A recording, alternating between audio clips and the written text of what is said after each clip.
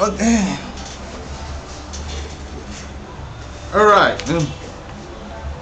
I am Doc Santos. So you're welcome to IELTS training on YouTube. Make sure you subscribe to my channel and like my channel. We've actually been going through the last time we met. We went through the essay. We talked about the essay. We talked about the letter writing. But right now, let's look at the analysis on academic writing. Let's look at the academic writing. We look at the task 1. That's the summary. Task 1. Now, for you to write task 1, for you to get the best in task 1, the first thing you have to do is to rephrase the question. You paraphrase it. You don't give them what they gave you. You don't give it back. You don't lift it. You try and paraphrase it. You rewrite the question. Let it be your introduction.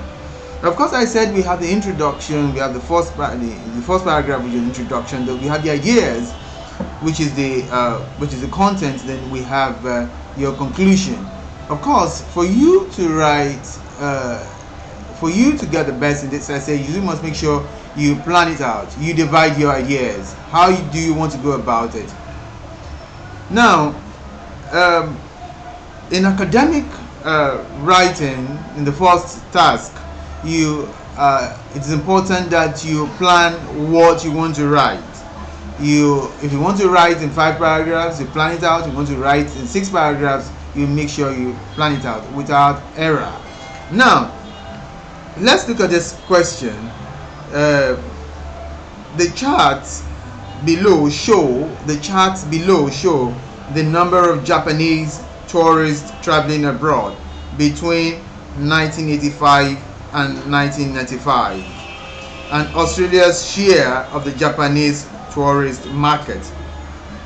Now, the question says, summarize the information by selecting and reporting the main features and make comparisons where relevant. You make comparisons where relevant. Now, in the diagram here, we have it's a bar chart. We have a bar chart in here. We have Japanese tourists traveling abroad. Then we have the graph here, the second one. We have Australia's share of Japan's tourist market. On the left side of the first one, we have number in millions. That is Japanese tourist market abroad. Then the second one, the graph, we have the percentage visiting Australia. Now, these are 2 diagrams. How do you want to go about it? Now, you have 2 diagrams in here. The charts. These are charts. We have a bar chart. Then we have a graph. Then we have 2 charts in here. Now, you plan out. Is it that you want to write the first diagram? You want to summarize it first, or you want to combine it together, or is it that you want to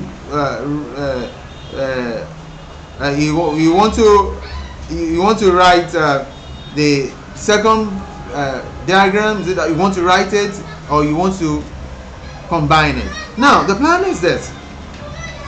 You look at the first diagram, the bar chart. There's what we call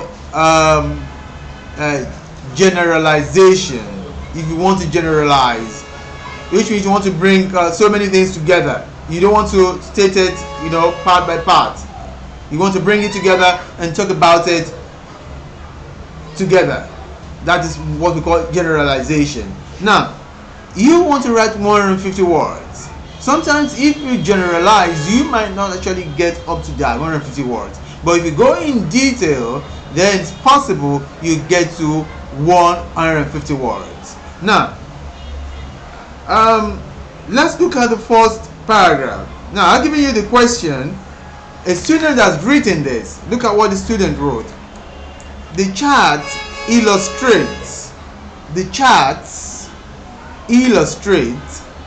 the number of Japanese tourists traveling abroad and Australia's share of the Japanese tourist market between the year 1985 and 1995. She has actually written it in a different way, but the same thing in a different way. That's the way you should write. You don't lift it, you write in a different way.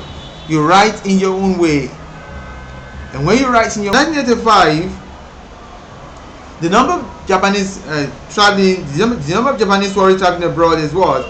Is between 4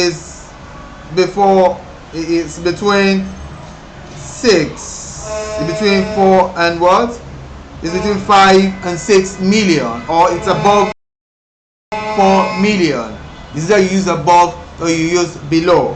That is in 1985. Then in 1995 there was an increase. In 1985 we have above 4, above 5. Then 1986 we have it's actually below 6 million in 1986. In 1985 it's about 5 million that's actually traveling abroad. So in this way, in this analysis, you can move from there to another year. So when you look at the second diagram, you find out that it's still within the same year. We have from 1985 to 1995. We can compare the first diagram and the second diagram, and you do the comparison when you get to your third paragraph. You can do the comparison in your third paragraph. Mean you have the first paragraph, you have your introduction. Second paragraph, you analyze.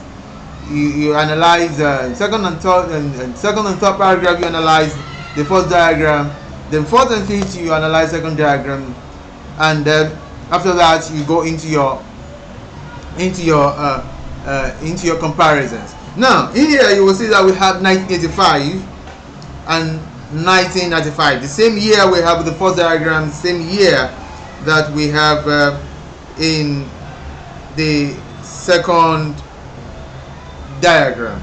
Now, you will see the rate at which the first diagram is moving. We can compare that with the rate at which the second diagram is moving. Now, between 1985 and 1986, you can see that the percentage visiting Australia, the Australian share of Japanese market between 1985 has actually moved from 2 in here in 1985 to above to 5. That's between 4 and 6 to 5 in 1989. So if we look at the first diagram, that is Japanese tourists traveling abroad, we can see the same thing happening, that from 1985 to 1989 we see the progress. There's a steady movement, but there's a drop in 1990 in the second diagram, that is Australia, Japanese, and there's a drop. Why there's a drop in 1990, there's a rise in that same 1990. That's the differences that we have, but we have similarities from that 1985 to 1989. There's an upward flow. There's an upward flow. But in 1990 there's a drop in the second one, while the first one, yeah, there's a rise. But when we get to 1991, there's a rise in the second one, which is the Australia's share of Japan's tourist market. There's a rise in 1991. Then in 1991 in here, there's a reverse in here. There's a drop. So we have positive down here, then we have negative up here.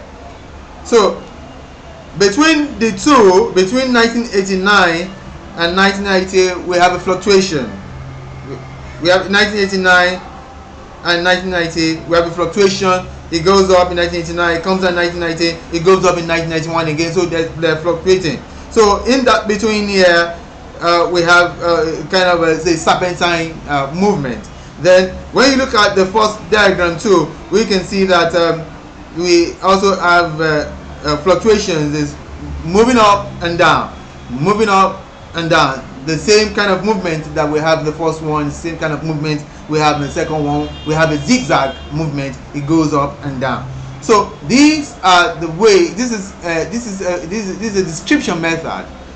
You have a choice of word. You have the word to use. You can use the zigzag movement, the upward flow, a downward flow, upward slope, a downward slope, a serpentine movement, you have the choice of words to use.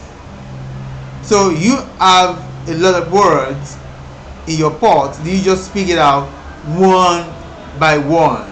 Be free to use your words. Now, in this diagram right now, you can decide to give 2 paragraphs to the first diagram, and the second diagram you can decide to give 2 paragraphs. Actually, you have 2, you have 4 paragraphs.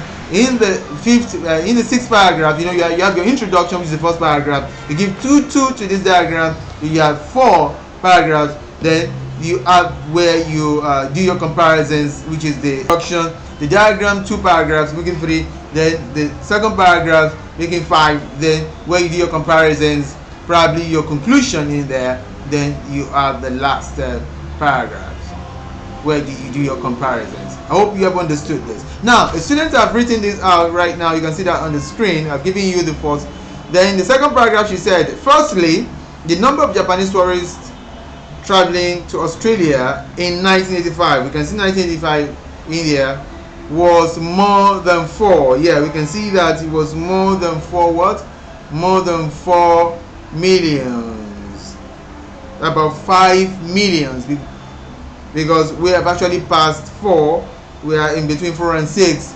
We are in between about 5 million. We're not actually specific. We can use below. We can use about. You can use above. Below 5 million. Below 6 million. About 5 million is allowed. So, give your comments, and you can write in. I'll do the marking. The writing. Into my email, send it into my email. I'll do the marking and I'll give you the feedback. Make sure you use the right choice of word, and make sure you have a range of what you have range of vocabulary. Have a nice time. Make sure you subscribe to my channel. I am Santos once again. Like my channel. All the best.